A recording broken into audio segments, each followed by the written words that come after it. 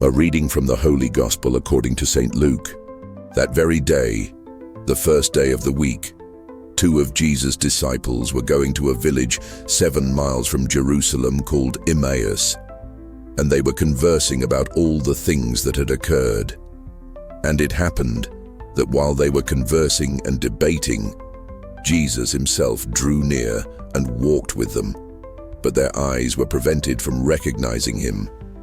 He asked them, "What are you discussing as you walk along?" They stopped, looking downcast.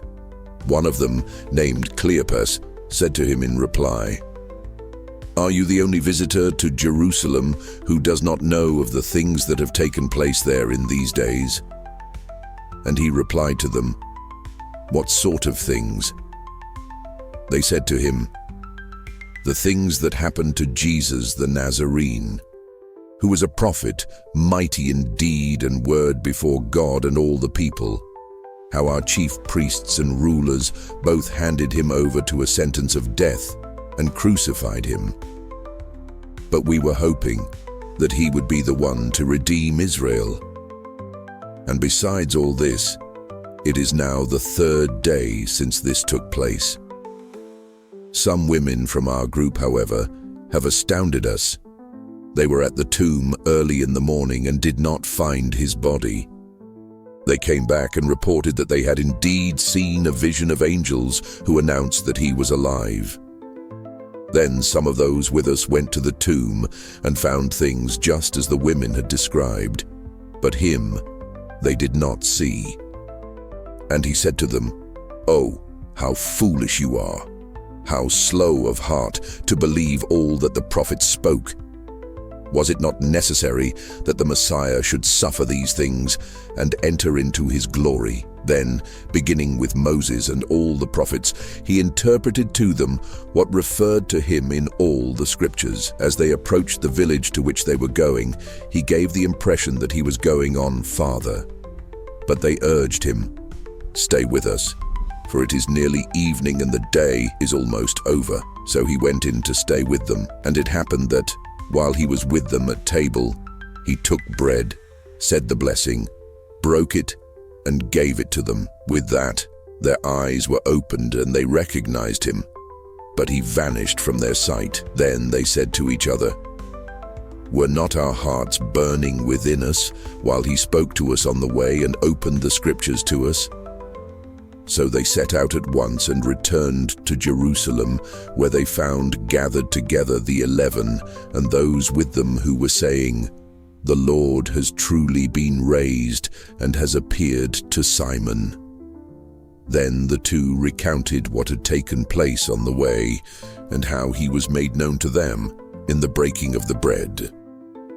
First reading. Peter and John were going up to the temple area for the 3 o'clock hour of prayer. And a man crippled from birth was carried and placed at the gate of the temple called the Beautiful Gate, every day to beg for alms from the people who entered the temple.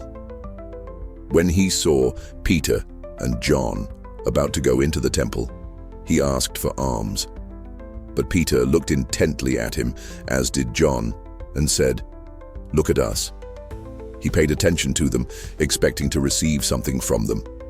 Peter said, "I have neither silver nor gold, but what I do have, I give you. In the name of Jesus Christ, the Nazarene, rise and walk." Then Peter took him by the right hand and raised him up, and immediately his feet and ankles grew strong. He leapt up, stood, and walked around, and went into the temple with them, walking and jumping and praising God. When all the people saw him walking and praising God, they recognized him as the one who used to sit begging at the beautiful gate of the temple. And they were filled with amazement and astonishment at what had happened to him. Today we meditate the Psalm 104. Rejoice, O hearts that seek the Lord. Give thanks to the Lord, invoke his name. Make known among the nations his deeds. Sing to him, sing his praise, proclaim all his wondrous deeds. Glory in his holy name. Rejoice, O hearts that seek the Lord. Look to the Lord in his strength. Seek to serve him constantly. You, descendants of Abraham, his servants, sons of Jacob, his chosen ones. He, the Lord, is our God. Throughout the earth his judgments prevail. He remembers forever his covenant, which he made binding for 1,000 generations, which he entered into with Abraham, and by his oath to Isaac.